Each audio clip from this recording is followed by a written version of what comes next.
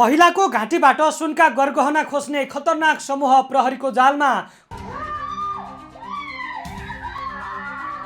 खुल्यो लुटपाटको नयाँ शैली। प्रहरीमाथि खुकुरी प्रहार गर्न खोज्दा उल्टै फसे आतंक मच्चाउने गिरोहका नाइके। अन्ततः प्रहरीको अपरेसनमा भयो ठूलो खुलासा।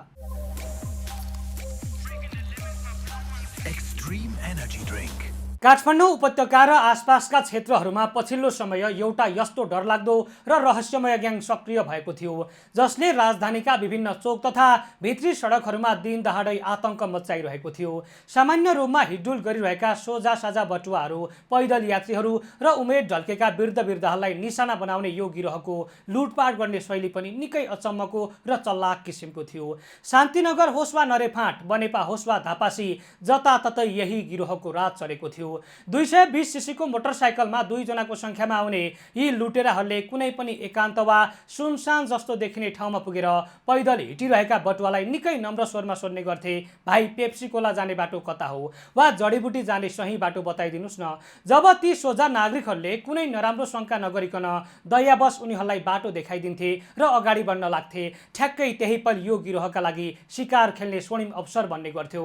मोटरसाइकलको पछाडि बसेका व्यक्तिले 81 ती सहयोगी बटुवालाई पछाडिबाट लात हानेर सडकमा लडाउँथे र लछार पछार गर्दै उनको घाँटीमा एकाग्रताका साथ हमला गर्थे। त्यसपछि बटुवाको घाँटीमा लगाइराखेका 2.5 देखि 3 तोलासम्मका बहुमूल्य सुनका सिक्रीहरू जबरजस्ती लुछेर उनीहरू पलभरमै हावाको गतिमा सरर हुर्किएर फरार हुने गर्थे। यस्ता घटनाहरू एकपछि अर्को गर्दै लगातार घट्न थालेपछि राजधानीका बासिन्दाहरूमा ठूलो त्रास फैलिएको थियो भने प्रहरी प्रशासनका लागि पनि यो विषय टाउको दुखाइको विषय बनेको थियो।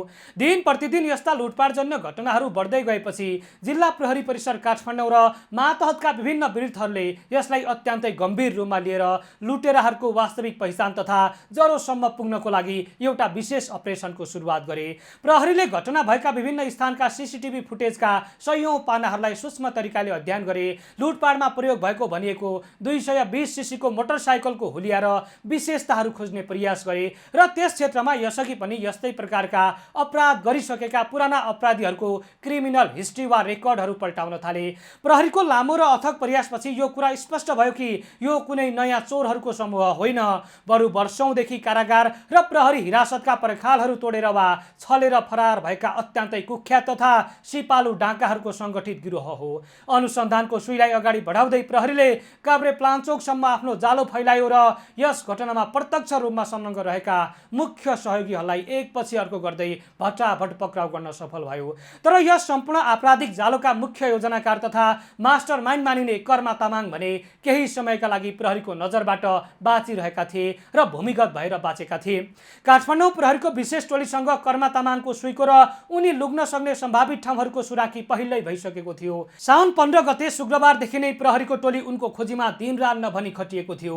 शुक्रबार राति विभिन्न सम्भावित स्थानहरूमा कुरेर बसे पनि कर्मा फेला परेका थिएनन्, तर प्रहरीले हरेस खाएको थिएन। शनिबार बिहानैदेखि फेरि पनि उनीहरू कर्माको पिछामा लागे र अन्ततः साउन 16 गते शनिबार राति ठिक 10:25 जाँदा बुढा नीलकण्ठ नगरपालिकाको वडा नम्बर 23 सुनीखेल गामछा स्थित पानी ट्याङ्की नजिकै कर्मालाई देख्न सफल भए। त्यति बेला उनी पनि मोटरसाइकलमै सवार थिए। जब प्रहरीले उनलाई रोक्ने प्रयास गर्यो र उनीहरू प्रहरी हुन् भन्ने कुरा कर्माले मज्जाले चाल पाए, तब त्यो परिस्थिति अचानक अत्यन्तै खतरनाक र नाटकीय बन्न पुग्यो।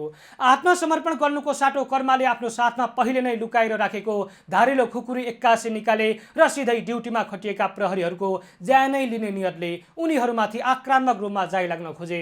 आफ्नो ज्यानमाथि नै गम्भीर सङ्कट उत्पन्न भएको र आत्मरक्षाको अर्को कुनै विकल्प नरहेको अवस्थामा प्रहरीले पनि बाध्य भएर आत्मरक्षाका लागि जवाफी कदम चाल्यो। प्रहरीले चलाएको 3 राउन्ड गोली मध्ये 1 राउन्ड गोली कर्माको घुँडामुनि लाग्न पुग्यो र त्यस लगत्तै उनी सडकमा ढल्न पुगे। प्रहरीले उनलाई तत्कालै नियन्त्रणमा लियो र उपचारका लागि ट्रमा सेन्टर पुर्यायो, जहाँ अहिले कडा सुरक्षा घेराबीच उनको उपचार भइरहेको छ।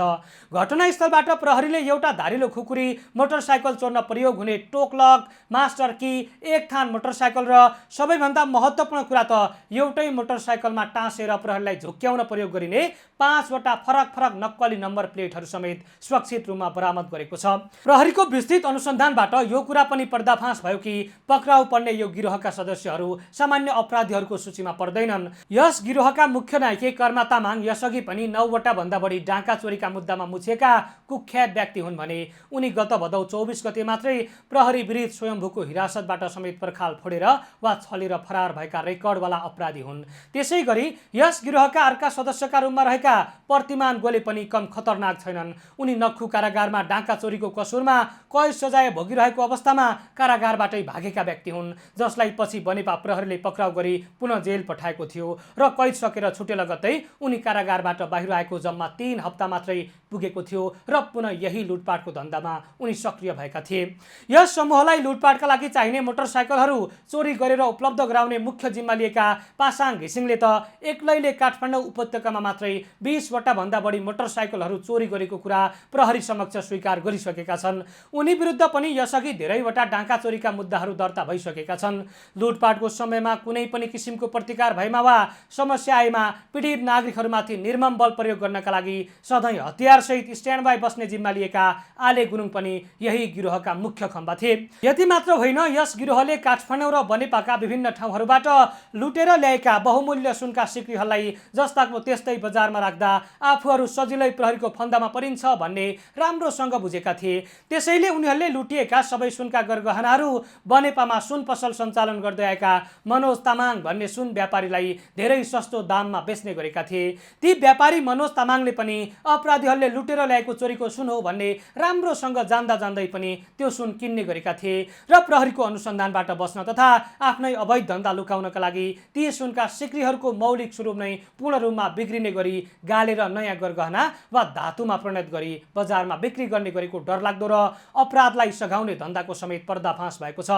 यसरी काठमाडौँमा महिलाहरूको घाँटीबाट सुनका सिक्री लछार्दै आतंक मचाउने कर्मा तामाङ, पासाङ घिसिङ, प्रतिमान गोले, आले गुरुङ र चोरीको सुन किनेर गलाउने सुन व्यापारी मनोज तामाङ सहितको पुरै गिरोह अहिले प्रहरीको खोरमा छ।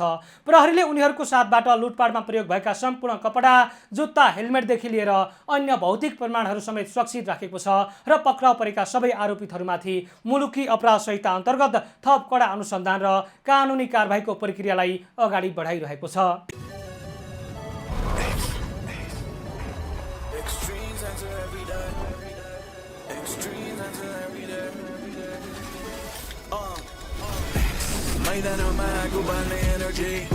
सफलताको मात्र एउटा रेसिपी हाई भोल्टेज जस्तै आगो बिजुली एभ्रीडे एड्रेनालिन जिन्दगी छैन कुनै अल्छी पन्या छैन कुनै शङ्का छैन डर छैन त्रास छैन कुनै पनि धक्का हाम्रो एनर्जी so wild छैन कुनै नि so wild yeah we be going all around with the energy of hound थाकिँदैन हामी कहिले पनि महिनामा एनर्जी everyday छुन निलो आकाश चाहिन्छ निलो नै Extreme energy from the Himalayas. Extreme energy. Extreme chances every day. Extreme energy. Extreme all the time. Extreme energy. Extreme chances every day. Extreme energy.